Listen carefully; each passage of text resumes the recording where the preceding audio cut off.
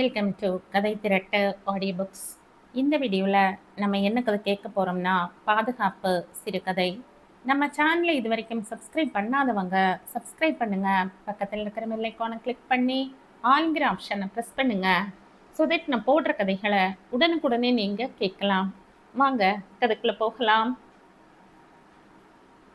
தெருவில் சென்ற வற்றல் மாடு ஒன்று சுற்று மதிலின் வாயிற்கதவின் இடைவெளி வழியே தோட்டத்துக்குள் நுழைய முயன்றது. தயங்கி மெல்ல வந்த கருணாகரன் வேகம் கொண்டு அந்த மாட்டை விரட்டிவிட்டு உள்ளே நுழைந்து கதவை இடைவெளி இல்லாமல் அடைத்துவிட்டு சுற்று மதிலுக்கும் அழகிய தோட்டத்துக்கும் நடுவாக திகழ்ந்த தன் வீட்டை நோக்கி சென்றான். மாட்டை விரட்டிய போது இருந்த வேகம், விரைவு இப்போது இல்லை. மீண்டும் தயக்கம், மீண்டும் தடுமாற்றம். வெளியில் யாரையும் காணோம். உள்ளே வானொலியின் ஓயாத கத்தல் கூட ஓய்ந்து கிடந்தது. அவன் வீட்டின் வாயில் படியில் அடி எடுத்து வைத்த போது பின்புறம் இருந்து விரைவோடு கையில் வேலையோடு வந்த வேலைக்கார அம்மணி அவனை கண்டதும் காணக்கூடாதவனை கண்டவள் போல அதே வேகத்தோடு சென்று மறைந்து விட்டாள். இல்லை இல்லை, பதுங்கி விட்டாள். திடீரென்று யாருடைய முதுகிலோ அறை விழுந்தது. அடிபட்டவன் அம்பலவாணனாகத்தான் இருக்கும் என்பது அவனுக்கு தெரியும். அவன் நினைத்தது போன்றே அம்பலவாணன் வீறிட்டு அழுது கொண்டு சமையலறை பக்கம் இருந்து ஓடி வந்தான். முன் அறையை கடந்து தன் அறைக்கு சென்று கொண்டிருக்கும் அப்பாவை கண்டதும் அவன் அழுகை முன்னிலும் தீவிரமாயிற்று. அப்பா என்ற ராகத்துடன் ஓடி வந்து அவன் கால்களை கட்டி கொண்டு கதறலை நீட்டினான். அப்பாவாம் அப்பா, திடீர்னு நினைச்சுக்கிட்டியாடா? அப்பனை மனத்த அப்பனை வச்சிருக்கிறல்ல, பிள்ளை அப்பனை நினைச்சுக்கிட்டு அழுவது அடி வாங்கின சூட்டோட என்று அடுப்பங்கரையில் இருந்தவாறே கத்தி ஆனந்தவல்லி ஏதோ பாத்திரத்தை போட்டு உடைத்தாள். மனத்த அப்பன் வந்து விட்டதை அவள் பார்த்தாளோ இல்லையோ தெரியவில்லை. மகன் அம்பலவாணனை அணைத்தபடி அப்பன் கருணாகரன் தன் அறைக்குள் சென்றான். மின் விசிறியை சுழல விட்டு அதற்கு நேரே நாற்காலியில் அமர்ந்து தன்னை அமுக்குப்பிடி போட்டு கொண்டிருந்த ஆடைகளை ஒவ்வொன்றாக களைந்து போட்டான். அதுவரையில் பொறுமையுடன் நின்று கொண்டிருக்கவில்லை. குழந்தை அம்பலவாணன் அவனை பிடித்து எங்கேயோ இழுத்தான். அவனுக்கு தெரியும், தன் அம்மாவின் எதிரில் தான் கொண்டு போய் நிறுத்துவான். அவள் எதிரில் போய் நின்றால் அச்சத்தோடு அவனுக்கு சிரிப்பு வரும். சிரித்தால் அவளுடைய மனம் எல்லை மீறும். சினத்தில் அவள் என்ன வேண்டுமானாலும் பேசிவிடுவாள். அந்த சினத்தை வேறு யார் மீதாவது எதன் மீதாவது காட்டி விடுவாள். தான் பிடித்து இழுத்து வராத ஏமாற்றத்தால் தன் அழுகையை மேலும் தீவிரமாக்கினான் அம்பலவாணன். எங்கடா போய் நின்று அழுவற? வா, வந்து உன் விருப்பம் போல சீனியை அள்ளி கொட்டிக்கிட்டு பாலை குடிச்சு தொலை என்று கத்தியபடி அவனை தேடி கொண்டு வந்து அறைக்குள் நுழைந்தாள் ஆனந்தவல்லி. அங்கே கருணாகரனை கண்டதில் அவளுக்கு திகைப்பு, வியப்பு, ஆத்திரம். ஒரு வார்த்தை கூறவில்லை. அம்பலவாணனை நெருங்கி சென்றாள். அவன் அச்சத்தோடு அப்பா என்று ஓடி சென்று கருணாகரனின் காலை கட்டி கொண்டான். அப்பொழுதுதான் வேட்டியை எடுத்து கட்டி கொண்டிருந்தான் அவன். வேட்டியின் ஒரு தலைப்பை கெட்டியாக பிடித்து கொண்டு தொங்கினான் அம்பலவாணன். அவன் கையை பிடித்து உதறிவிட்டு தன் வலுவுடன் அவனை பிடித்து இழுத்தாள் ஆனந்தவல்லி. அவன் கத்த கத்த அந்த அறையை விட்டே இழுத்து கொண்டு சென்றாள். அவளை நிமிர்ந்து பார்த்தான் அவன். ஒரு கந்தல் புடவையில் அலங்கோலமாக அழுக்கு மேனியலாக அள்ளி கட்டிய கூந்தலுடன் இருந்தாள் அவள். பீரோ நிறைய புடவைகள் இருந்தாலும் வீட்டுக்குள் கந்தலையும் சாயம் போனதையும் தைத்து தைத்து கட்டிக்கொள்வதே அவள் வழக்கம். கண்களை சுற்றி கருமை படர்ந்து அவளுடைய சிவந்த மேனிக்கே களங்கம் போல அவள் அழகை குலைத்தது. உறக்கமின்றியே கிடப்பாளோ? உள்ளே அம்பலவாணனின் அழுகை அடங்கிற்று. காலையில் அவன் தங்கி இருந்த உணவு விடுதியில் வெறும் காஃபியை மட்டும் பருகிவிட்டு புறப்பட்டான் வீட்டுக்கு. வீடு இருக்கும் தெருமுனையில் வாடகை காரில் வந்தான். நேரே வீட்டெதிரே வந்து காரில் இறங்கினாள். அதை அவள் பார்த்தால் அவளிடமிருந்து தன் மீது இரக்கத்தை வரவழைக்க முடியாது. நடந்தே வந்ததாக காட்டிக்கொள்ள வேண்டும். அதற்காக தெருமுனையில் இருந்து நடந்து வந்தான். அவள் வாசலில் இருந்தால் தானே. அவன் காலையில் இருந்து ஒன்றுமே உண்ணாமல் கிடப்பதை அவளிடம் காட்டிக்கொள்ள வேண்டும். அதற்காக வாயில் பிரஷை வைத்து கொண்டு அடுப்பங்கரையில் இருக்கும் அவள் பார்வையில் படும்படி கூடத்தில் குறுக்கும் நெடுக்குமாய் நடந்தான். பிறகு குளிக்க சென்றான். அவன் குளித்துவிட்டு வரும்போது வேலைக்காரி அம்மணிக்கு இரவு மிகுந்திருந்த உணவுகளை அவளுக்குரிய பாத்திரங்களில் போட்டு கொண்டிருந்தாள் ஆனந்தவல்லி. அதை கண்டும் காணாதவன் போல தன் அறைக்குள் நுழைந்தான் அவன். ஆடை மாற்றிக்கொண்டு நெடுநேரம் அறைக்குள்ளேயே அடைந்து கிடந்தான் அவன். அவள் அம்மணியை அனுப்பிவிட்டு தெருக்கதவையும் தாழிட்டுவிட்டு அறைக்குள் வரப்போகிறாள். வந்ததும், சாப்பிட வரலையா என்று கேட்கப் போகிறாள். அவன் என்று முனகலுடன் அவளுக்கு பின்னாலேயே உணவருந்த போகிறான். அவள் பரிமாறிக்கொண்டே, எங்க போனீங்க 2 நாளா என்று ஆரம்பிக்கப் போகிறாள். எங்கேயும் இல்லையே, அலுவலக வேலையாகத்தான் வெளியூருக்கு போயிருந்த என்கிறான் அவன். எந்த ஊருக்கு? அப்போதுதான் அவனுக்கு நினைவு வருகிறது. டாக்ஸியிலேயே வந்து இறங்கி இருக்கலாம். வெளியூரில் இருந்து நேரே இங்கு வந்து இறங்குவதாக காட்டிக் கொண்டிருக்கலாம். முதல் தேதி சம்பளம் வாங்கியதும் நண்பர்களுடன் அந்த விடுதிக்கு சென்று விடிய விடிய இரவு முழுவதும் பகல் பொழுது என்று ஒன்று செல்வதை உணராமலும் சீட்டாட்டத்தில் மூழ்கி கொண்டிருந்து விட்டு 3வது நாள் காலையில் வீட்டுக்கு வெறும் சில்லறை காசுடன் வந்து சேர்ந்திருக்க வேண்டியதில்லை. வீடு என்னவோ அவனுடைய மாத ஊதியத்தை நம்பி இருக்கவில்லைதான். ஆனந்தவல்லிக்கு என்று அவளுடைய தந்தை ஒதுக்கிவிட்ட சொத்துக்கள் அந்த குடும்பத்தை செழிக்க வைக்கக்கூடியவை.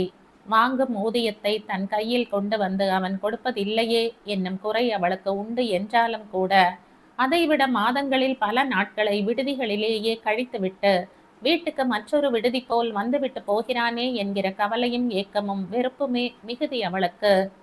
ஆனாலும் செய்வதறியாது தவிப்பதோடு அடங்கி கிடந்தாள் அவள். தன்னை திருத்திக் கொள்ள வேண்டும் என்னும் எண்ணமும் விருப்பமும் எழுவதுண்டு அவனுக்கு. அந்த எண்ணம் கையில் காசில்லாத போதும் கடன் படும் போதும் முன் நிற்கும். வீட்டுக்கு வந்து அவளிடம் கடனை தீர்க்க பணம் கேட்டு நிற்கும் போது அந்த விருப்பம் மனதில் குடைந்து கொண்டிருக்கும். பணம் கைக்கு வந்தாலோ எல்லாமே ஒழிந்து ஒரு மயக்கத்தோடு மீண்டும் நண்பர்களை தேடி செல்வான். விடுதியை தஞ்சமடைவான். அலுவலகத்துக்கு அடிக்கடி விடுமுறை எடுத்துக்கொள்வான்.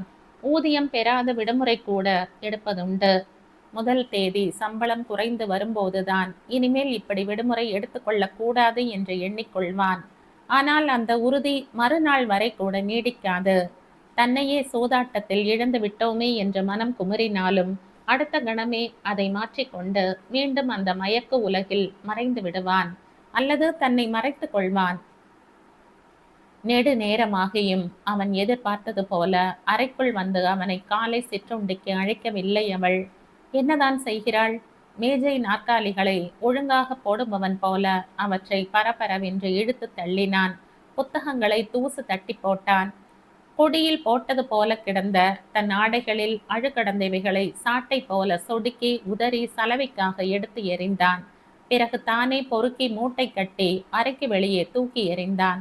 அவ்வளவு ஓசைக்கும் அவள் எட்டி கூட பார்க்கவில்லை. நெஞ்சழுத்தக்காரி. வீட்டில் என்னதான் செய்கிறாள்? அவனுடைய ஆடைகளை கவனிக்காமல் அறையை தூய்மையாக வைத்துக் கொள்ளாமல் அம்மணி வேறு இருக்கிறாள், சோற்றுக்கும் பணத்துக்கும் தண்டமாய். மீண்டும் அழுது கொண்டே அவன் அறைக்குள் வந்து நுழைந்தான் அம்பலவாணன். அவனை பார்த்ததும் எரிச்சல் வந்துவிட்டது அவனுக்கு. என்னடா இங்க ராகம்? போ வெளிய, எங்கேயாவது போய் கத்து என்று கத்தினான் அவன். அப்பா என்று அவன் கால்களை கட்டி கொண்டு தன்னை தூக்கி கொள்ளும்படி தாவினான் அம்பலவாணன். ஏண்டா, தின்னாச்சுல்ல, பாலும் குடிச்சிட்டியா? வயிறு தான் புடைச்சு கிடக்கே, போய வெளியில விளையாட, இன்னும் எதுக்கு கத்துற என்று இறைச்சல் போட்ட அவன் அம்பலவாணனை கையை பிடித்து இழுத்து வெளியே திருப்பி விட்டான். டேய் வாடா இங்க, குரல் கொடுத்தாள் அவனுடைய அம்மா. இங்கே நடப்பதை பார்த்து கொண்டுதான் இருந்திருக்கிறாள். ஆனால் சமையல் அறையை விட்டு வெளியில் வரவில்லை. அவனை நேருக்கு நேராக பார்ப்பதை தடுத்து கொள்ளும் முயற்சி. போடா போ என்று முணுமுணுத்து கொண்டே அம்பலவாணனை வெளியே துரத்தினான் அவன். அன்றைக்கும் சேர்த்துத்தான் அலுவலகத்துக்கு விடுமுறை கோரியிருந்தான். ஆனால் வீட்டில் என்ன செய்வது? வழக்கத்துக்கு மாறாக மாறியிருக்கிறாள் ஆனந்தவல்லி. அவனே போய் அவளிடம் தஞ்சமடைவது போல பேசவும் அவனுக்கு வலிமை இல்லை. எப்படி தொடங்குவது? எடுத்தவுடன் பெயரை சொல்லி கம்பீரமாக அழைத்து தான் அலுவலகம் செல்ல வேண்டும் என்றும் உடனே காலை சிற்றுண்டி பரிமாற வேண்டும் என்றும் கூறலாம். நண்பகல் உணவை அம்மணியிடம் கொடுத்தனுப்ப சொல்லலாம். மாலையில் எங்கும் செல்லாமல் நேரே வீட்டுக்கு வருவதாகவும் கூறலாம். இயன்றால் புதிய திரைப்படம் ஒன்றுக்கு சென்று வரலாம் என்று கூட ஆசை காட்டலாம். அலுவலக நண்பன் ஒருவனிடம் அவன் சென்ற மாதம் வாங்கியிருந்த கடனை முதல் தேதி சம்பளம் வாங்கியதும் திருப்பி தரவில்லை. மறுநாள் தருவதாக சொல்லி தப்பித்து கொண்டான். இன்றைக்கு பணம் எடுத்துக்கொண்டு போகாமல் அலுவலகம் சென்றால் அவன் மானத்தை வாங்கி விடுவான். கேவலம் 50 ரூபாய், இன்னொருவனுக்கு 20, வெளியில் பெட்டி கடைக்காரனுக்கு 30 ரூபாய் கொடுக்க வேண்டியிருக்கும். சிகரெட்டு, வெற்றிலை சீவல், புகையிலை வாங்கிய கணக்கு. ஒரு 100 ரூபாய் அவள் கொடுத்தால் கொஞ்சமும் தயங்காமல் அலுவலகம் சென்று விடலாம். உண்மையிலேயே அவள் கொடுப்பாளா? முன்போல இல்லை. அவள் வர வர மாறிக்கொண்டே இருக்கிறாள். பீரோ சாவியை இடுப்பை விட்டு இறக்குவதே இல்லை. கணக்கும் கச்சிதமாக வைத்து கொண்டிருக்கிறாள். ஒரு காசு எடுத்தாலும் அவளுக்கு தெரிந்துவிடும். ச, இது என்ன பிழைப்பு, என்ன வாழ்க்கை, என்ன அலுவலகம், என்ன வேலை, 2 நாள் செலவுக்கு கூட காணாத சம்பளம். மணி 11. அறைக்குள்ளேயே அடைந்து கிடந்து செய்தித்தாளை மனம் ஒன்றாமல் பார்த்து கொண்டிருந்தான் அவன். ஒவ்வொரு கணமும் அவள் வரவை எதிர்பார்த்து கொண்டிருந்தான். எவ்வளவு நேரம் தான் பட்டினி போட்டு வைத்திருக்கிறாள்? பார்க்கலாம். அவளுடைய கோபம் ஆறின பிறகு அவள் வரட்டும். அவள் வந்த பிறகு தன்னுடைய கோபத்தை காட்டலாம் அவளிடம். வெளியில் காலடி ஓசை கேட்டது. தீவிரமாக செய்தித்தாளில் மூழ்கினான் அவன். ஓசை நெருங்கியது, நின்றது. தன் முகத்தை நன்றாக மூடிக்கொண்டான் செய்தித்தாளால். மேசையின் மீது தட்டுக்களும் குவளைகளும் வைக்கப்படும் ஓசை கேட்டது. சிற்றுண்டியை எங்கேயே கொண்டு வந்து விட்டாள் போலும். ஆனால் கொண்டு வந்தவளோ? அம்மா டிஃபன் சாப்பிட சொன்னாங்க உங்களை. ஓஹோ, நீதான் இங்கே பரிமாறுகிறாளோ? போ எடுத்துக்கிட்டு, கத்தினான் அவன். அது அடுப்பங்கரை வரை அதிர்ந்தது. வேறு யாராவது என்றால் ஓடியே போயிருப்பார்கள். அம்மணி அசையவில்லை. வாழ்க்கையில் எவ்வளவோ அனுபவித்தவள், அடிபட்டவள், 40 வயதை கடந்தவள். அவள் எதற்காக அஞ்ச வேண்டும்? அவளுடைய கணவனை விடவா? அவளுடைய மூத்த மகனை விடவா? அம்மா வேலையா இருக்காங்க, அதனால என்னை கொண்டு வந்து வைக்க சொன்னாங்க. சாப்பிடுங்க. ஆபீஸ்க்கு போக போறீங்களா? மத்தியானம் சாப்பாடு எடுத்து வரட்டுமா? 11 மணிக்கு மேல ஆபீஸுக்கா? நான் 9 மணியிலிருந்து காத்துக்கிட்டு இருக்கேன் தெரியுமா? நீங்க ஆபீஸ்க்கு போகலைன்னு நினைச்சிட்டாங்க போல் இருக்குது அம்மா. போனால் என்ன, போகாவிட்டால் என்ன? அதற்காக 11 மணிக்கு டிஃபன்? நீங்க இன்னைக்கு வீட்டுக்கு வருவீங்கன்னு எப்படி தெரியும்? உங்களை பார்த்த பிறகுதானே டிஃபனே செய்ய ஆரம்பிச்சாங்க. ஏன் வீட்டுக்கே வராம ஒழிஞ்சா போயிட்ட? சம்பளம் கைக்கு வந்த உடனே சீட்டாட போயிருப்பீங்கன்னு அம்மாவுக்கு தெரியுமே. எத்தனை நாள் கழிச்சு வருவீங்களோ? எப்போ வந்தா என்ன? நான் ஒன்றும் சீட்டாட போகலை. எனக்கு அந்தானா வேலை? நான் ஆஃபீஸ் வேலையா வெளியூருக்கு போயிருந்தேன் தெரியுமா உனக்கு? சாப்பிடுங்க. போய் அவகிட்ட 100 ரூபாய் பணம் வாங்கிட்டு வா. சம்பளம் வாங்குறதுக்கு முன்னாலேயே வெளியூருக்கு போயிட்ட. சம்பளம் வாங்கி கொடுத்துடுறேன். அம்மணி வெளியேறினாள் அறையை விட்டு. அவ்வளவையும் ஒன்று விடாமல் கேட்டுக்கொண்டிருந்தவள் போல அம்மணியிடம் கூறினாள் ஆனந்தவல்லி. இங்க குடும்ப செலவுக்கே பணம் இல்லை. எதுக்கெல்லாமோ வாங்கி செலவழிக்கிற கடனுக்கோ பணத்துக்கு எங்க போறது? இங்க சம்பாதிச்சு கொண்டு வந்து கொட்ட வேண்டாம். வீட்டு காசை வெளியில கொண்டு போய் இறைக்காம இருந்தா போதும். ஒரு காசு கிடையாது, ஒன்றும் கொடுக்க முடியாது. நானும் பொறுத்து பொறுத்து பார்த்துட்டேன். ஒரு கணம் திணறினான் கருணாகரன். எவ்வளவு பணத்தை வாரி இறைச்சிட்டேன். குடிக்கிறேனா, கூத்தடிக்கிறேனா? வெளியில போற வர ஆம்பளைக்கு எவ்வளவோ செலவு இருக்கும் என்றான் அவன் மெல்ல. அதுவும் அவள் செவிக்கு எட்டியது. குடித்தாலும் கூத்தடித்தாலும் கூட பொறுத்து கொள்ளலாம் போல் இருக்கு. அதுல எல்லா காசுமா செலவாயிட போகுது? பெண்டாட்டி தாலியை கூட அடக்கி வைக்கிற சொல்ற சூதாட்ட பிசாஸ் அல்லவா பிடிச்சிட்டு ஆட்டுது. அவள் இறைந்தாள். நான் ஒன்று சீட்டாட போகல. நாளைக்கு போய் தான் சம்பளம் வாங்கணும். சம்பளத்தை வாங்கி கடனை அடைக்கலாம். என்கிட்ட பணம் கிடையாது. அதுக்கு வேற செலவு இருக்கு. எனக்கு இப்ப 100 ரூபாய் வேணும். கொடுக்க சொல்லாமணி. அவன் குரல் உயர்ந்தது.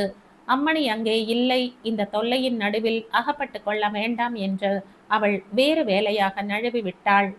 அதெல்லாம் ஒரு காசு கூட இப்ப கொடுக்க முடியாது. அதனால என்ன வந்தாலும் சரி, அழுத்தமாக கூறினாள் ஆனந்தவல்லி. ஏன் கொடுக்க முடியாது? ஏன் கொடுக்கணும்? அவங்க உழைச்சு சம்பாதிக்கிற காசுல தான் சாப்பிடணுங்கிற தன்மானமாவது இருக்கணும்.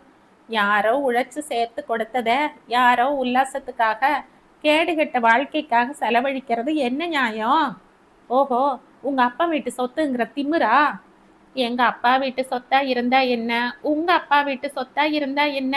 யார் வீட்டு சொத்தா இருந்தாலும் அழிக்க உங்களுக்கு உரிமை இல்லை. உங்க உழைப்பில உங்களையும் உங்க மனைவி மக்களையும் காப்பாற்றணுங்கிற மான உணர்ச்சி வேணும். அது இல்லாதவங்க மனுஷங்களா என்கிற. என்னடி சொன்ன? சீறிக்கொண்டு அறையை விட்டு வெளியில் ஓடி வந்தான் அவன். அந்த நேரத்தில் அம்மணி குறுக்கே வந்தாள். அவன் ஒதுங்கிக் கொண்டான். இவள் ஏன் இன்னும் வீட்டுக்கு போகாமல் இங்கேயே சுற்றி கொண்டிருக்கிறாள்? முணுமுணுத்துக் கொண்டே திரும்பவும் அறைக்குள் வந்து அமர்ந்தான். பிறகு பீரோவை திறந்து பழங்கணக்கை பார்த்து கிடைத்த காசுகளை பொறுக்கிக் கொண்டிருந்தான். எதையோ போட்டு உருட்டி கொண்டிருந்தான். அம்மணி மீண்டும் அவன் அறைக்குள் வந்தாள். அவன் திரும்பி பார்த்துவிட்டு எரிச்சலுடன் பீரோவை சாத்தினான். நீங்க இன்னும் சாப்பிடலையா? ஆறி போகுமே என்றாள் அவள். அவள் வீட்டு சாப்பாட்டை அவளையே சாப்பிட சொல்லு என்றான் அவன். நீங்க சாப்பிட்டா தான் அம்மாவும் சாப்பிடுவாங்க. அது தெரியாதா உங்களுக்கு என்று மெல்ல கேட்ட அவள். தோ நீங்க கேட்ட பணம், சம்பளம் வாங்கி திருப்பி கொடுத்தா போதும் என்று அவனிடம் 10 ரூபாய் தாள்களை நீட்டினாள். எது?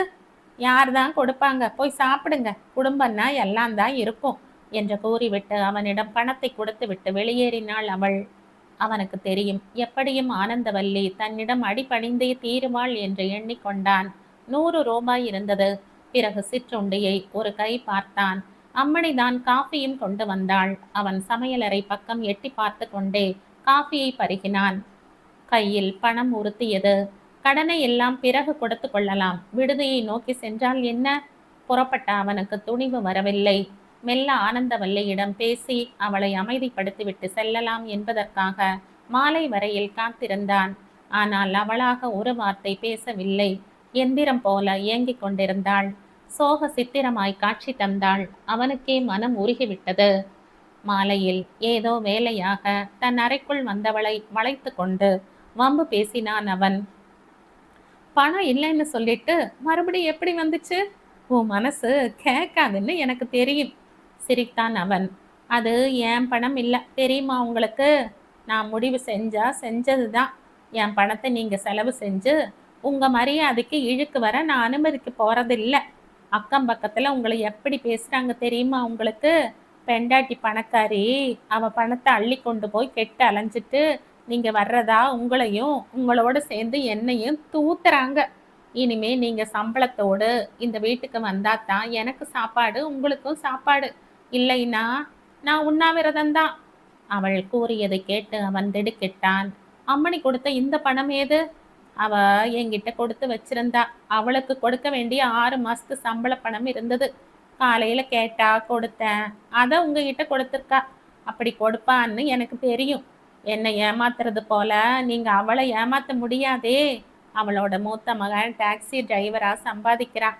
2வது மகன் ஏதோ தொழிற்சாலையில வேலை பார்க்கறான். 3வது மகன் கல்லூரியில படிக்கிறான். அவனுக்காக அம்மணி இங்க வேலை செஞ்சு சம்பாதிச்சு பணம் சேர்க்கிறா. மற்றவங்க உழைப்பை நம்பாம தனக்காகவும் தன் மகனுக்காகவும் இங்கேயும் இன்னும் 2-3 வீடுகள்லையும் உழைக்கிறா. அப்படிப்பட்ட உழைப்பாளி கொடுத்து நீங்க கை நீட்டி வாங்க வேண்டிய நிலையில இருக்கீங்க. எதனால் அப்படி புரியுமா உங்களுக்கு? ஆனந்தவல்லி வெளியேறிவிட்டாள். குன்றி போய் உட்கார்ந்திருந்தான் அவன். அறையை தூய்மைப்படுத்த வந்த அம்மணியிடம் அவன் சொன்னான். அம்மணி, நீ கொடுத்த பணத்துக்கு வட்டி சேர்த்து நான் அடுத்த மாசம் சம்பளத்துல உனக்கு கொடுத்துடுறேன். இன்னையிலிருந்து நான் மாறிட்டேன், என்னை நம்பு. என் இழிநிலையை மாற்றிட்ட நீ. அது ஆனந்தவல்லியின் காதிலும் விழுந்த போது மனம் குளிர்ந்து அம்மணியை வாழ்த்தினாள் அவள்.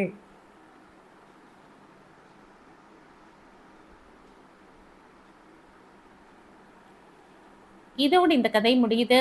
இந்த கதை உங்களுக்கு பிடிச்சிருந்தா லைக் பண்ணுங்க, ஷேர் பண்ணுங்க, சப்ஸ்கிரைப் பண்ணுங்க.